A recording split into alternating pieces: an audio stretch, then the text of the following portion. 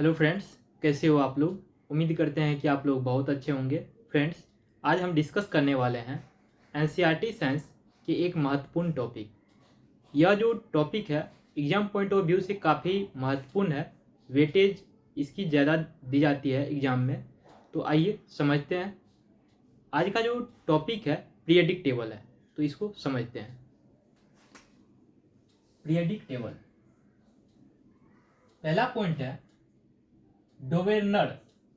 German scientist डोवेर्नर ने तीन तीन एलिमेंट के कुछ समूह बनाए और उन्हें ट्रायड्स कहा। पीरियडिक टेबल के बारे में समझते हैं। यहाँ पे इसमें बहुत सारे साइंटिस्ट आए और अपना अपना मत दिए। बहुत सारे साइंटिस्ट इसमें असफल रहे सारे एलिमेंट को खोज करने के लिए। सभी साइंटिस्ट का अलग अलग मानना था। तो सबसे पहले जो साइंटिस्ट आए ये पीरियडिक टेबल बनाने के लिए, वह पहले साइंटिस्ट थे डोवेर्नर, जिसने तीन तीन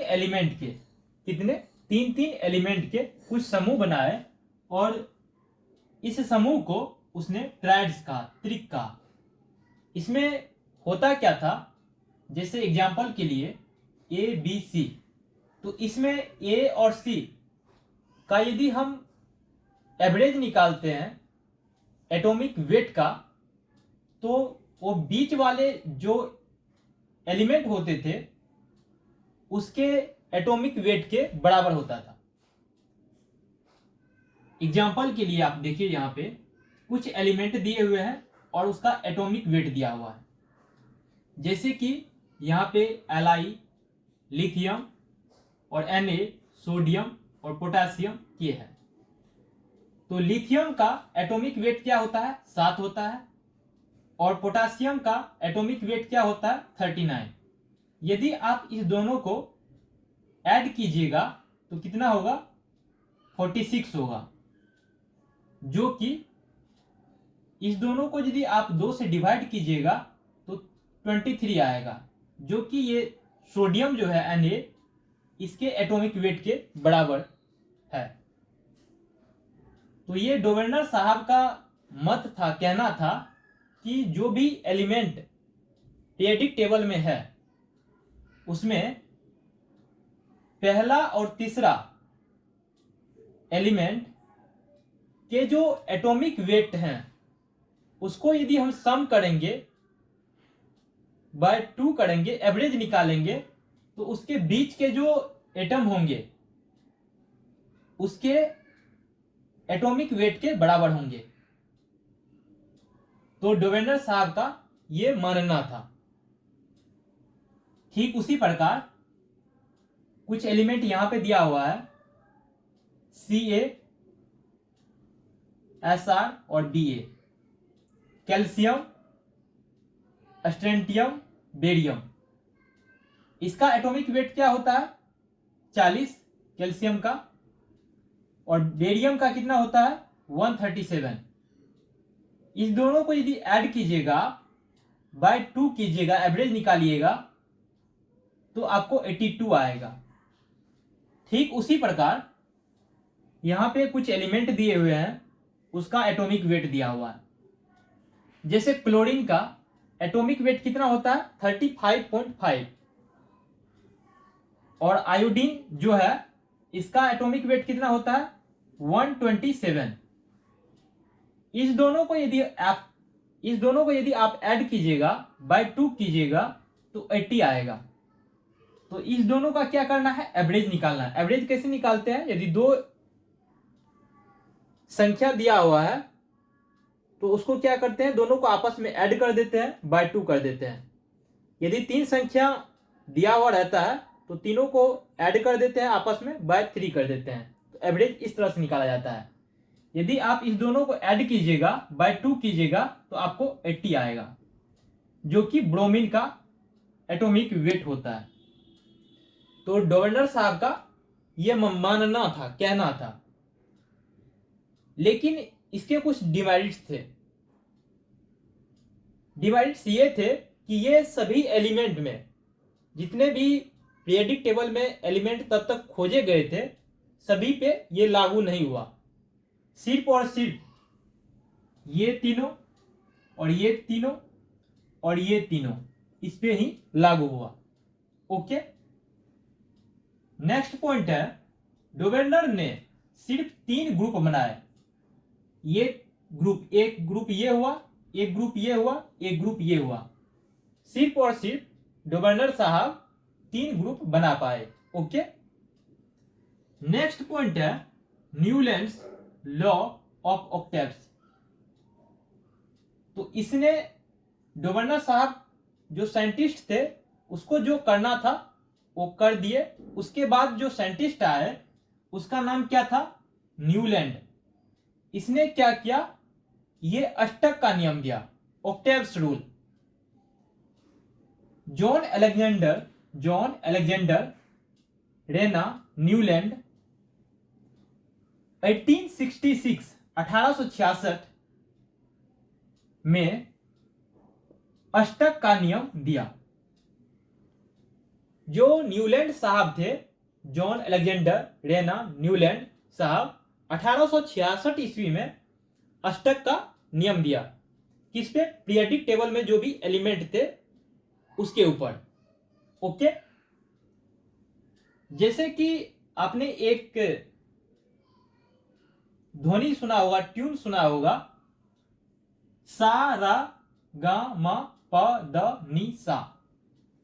इसमें होता क्या है, जो पहला एलिमेंट है और 8वां एलिमेंट है, 1 2 3 4 5 6 7 8,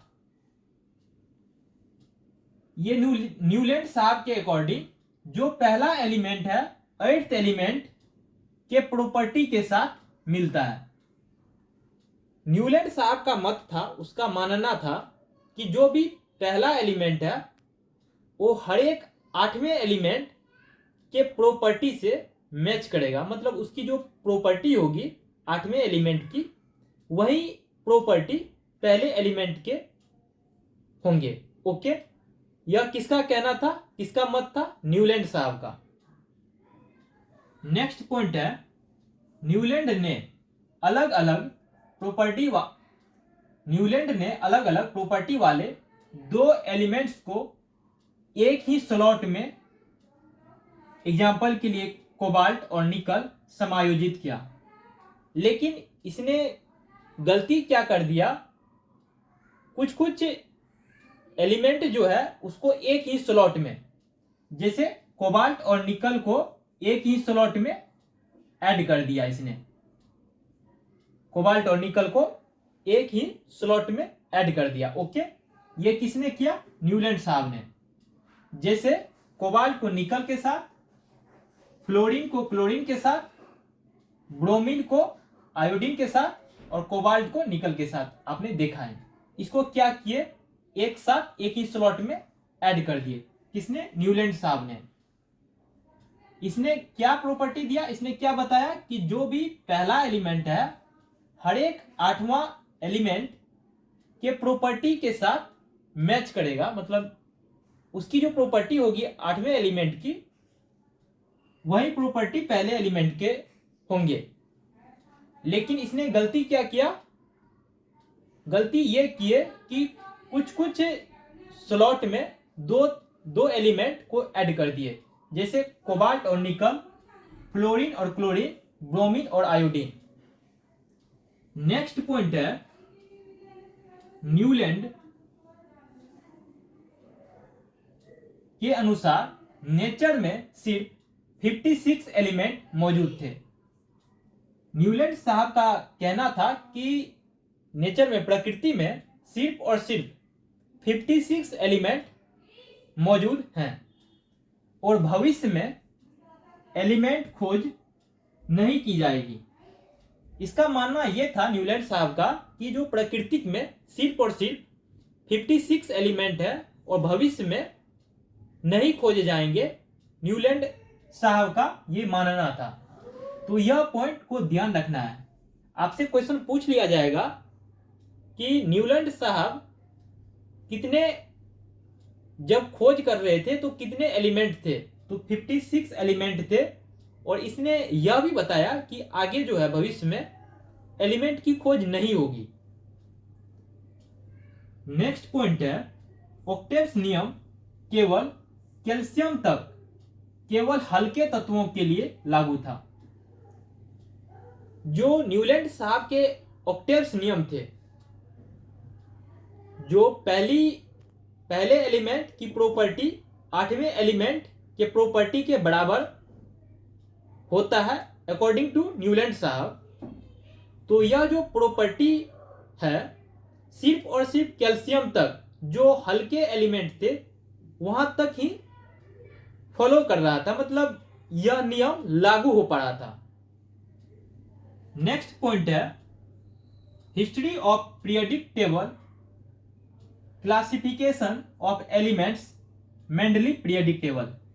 उसके बाद मेंडलीव साहब आए, उसने पीरियोडिक टेबल के बारे में रिसर्च किए, अपना मत दिए। तो इस चीज के बारे में जानते हैं। डिमेट्री मेंडलीव एक रूसी केमिस्ट थे। जो डिमेट्री मेंडलीव साहब थे एक रूसी केमिस्ट थे, जिसने मेंडलीव पीरियोडिक टेबल दी। तो यह एग्जाम पॉइंट ऑफ व्यू से काफी महत्वपूर्ण है, तो इसको ध्यान रखना है। आपसे पूछा जाएगा कि मेंडलीव पीरियोडिक टेबल किसने दी, तो डिमेट्री मेंडलीव जो कि एक रूसी केमिस्ट थे, इसने मेंडलीव पीरियोडिक टेबल दी। तब तक सिर्फ और सिर्फ 63 एलिमेंट ज्ञात थे। न्यूलैंड साहब के समय कितने थे, 56। और जब मेंडलीव साहब आए तो इसने जो रिसर्च किया, अपना मत दिया, उसके बाद रिसर्च किए, तब तक कितने एलिमेंट ज्ञात हुए, 63 एलिमेंट ज्ञात हुए। तो यह डिजिट भी ध्यान रखना है।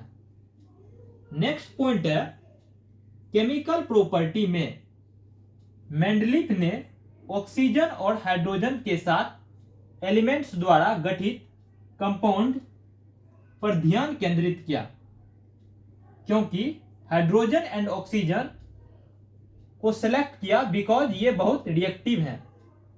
जो मेंडलीव साहब थे, यह ऑक्सीजन और हाइड्रोजन एलिमेंट द्वारा कंपाउंड को गठित किया, क्योंकि जो हाइड्रोजन होते हैं और ऑक्सीजन होते हैं, ये दोनों एलिमेंट जो है काफी रिएक्टिव है।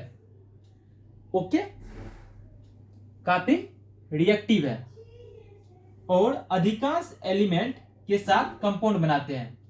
और ये जो एलिमेंट है ऑक्सीजन और हाइड्रोजन, ये मैक्सिमम एलिमेंट के साथ, अधिकांश एलिमेंट के साथ कंपाउंड यौगिक का फॉर्मेशन करते हैं, बनाते हैं। नेक्स्ट पॉइंट है एक एलिमेंट द्वारा गठित हाइड्राइड्स और ऑक्साइड्स के सूत्रों को इसके क्लासिफिकेशन के लिए एक एलिमेंट के मूल गुणों में से एक माना जाता था। एक एलिमेंट द्वारा गठित जो भी हाइड्राइड्स थे और ऑक्साइड्स थे के फॉर्मूला को इसके क्लासिफिकेशन के लिए एक एलिमेंट के मूल गुण में से एक माना जाता था, अकॉर्डिंग टू मेंडलीव साहब। ओके, तो thank you friends, hope you will learn something new. इस वीडियो में इतना ही। अब इसके बाद फिर नेक्स्ट पार्ट आएगा पीरियोडिक टेबल का। ये थोड़ा सा लंबा टॉपिक जरूर है, लेकिन इसकी वेटेज भी काफ़ी है, तो ध्यान में रखना है। Thank you for watching this video.